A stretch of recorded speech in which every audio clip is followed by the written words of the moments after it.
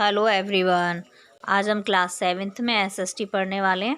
History का पहला chapter हजारों वर्षों के दौरान हुए परिवर्तनों की पड़ताल, पार्ट बी। सामाजिक और राजनीतिक परिवर्तन। नई प्रौद्योगिकी जैसे सिंचाई में रहट का प्रयोग, कताई में चरखे और युद्ध में आग्नेयास्त्रों जैसे बारूद वाले हथियारों का इस्तेमाल किया जाने लगा। खान पान के रूप में आलू, कॉफ़ी, मिर्च, मक्का, चाय आदि का आगमन होकर बदलाव हुआ। एंड नेक्स्ट पॉइंट है राजपूत, राजा का पुत्र।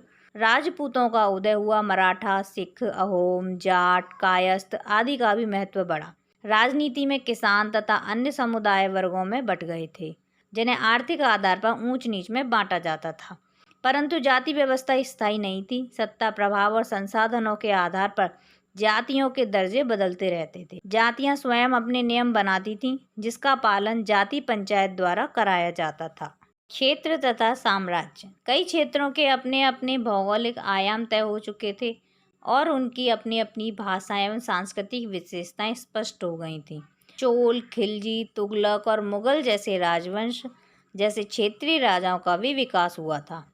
नेक्स्ट है धार्मिक परिवर्तन। किसी दैविक तत्व में आस्था यानी धर्म प्राय स्थानीय समुदाय से संबंधित होता था। नए देवी देवताओं की पूजा, विभिन्न शैलियों में ब्राह्मणों का धर्म संरक्षक के रूप में महत्व, प्रेमल देवी देवताओं के रूप में राधा कृष्ण, जनसाधारण तक धर्म की भक्ति की पहुंच, इस्लाम आदि का आगमन महत्वपूर्ण थे। कई शासक इस्लाम और उसके विद्वान धर्मशास्त्रियों और उलेमाओं, न्याय शास्त्रियों को संरक्षण देते थे। अब नोट है सिया और सुन्नी।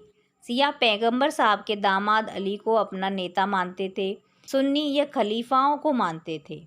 इस्लाम के आरंभिक दौर में इस धर्म का नेतृत्व करने वाले खलीफा कहलाते थे।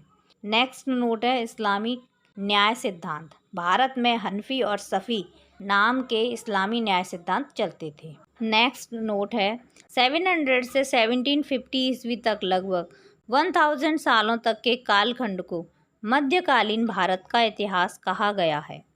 चैप्टर से रिलेटेड कोई भी डाउट या कोई भी क्वेरी हो तो आप कमेंट बॉक्स में जाकर पूछ सकते हैं। Thank you for watching this video.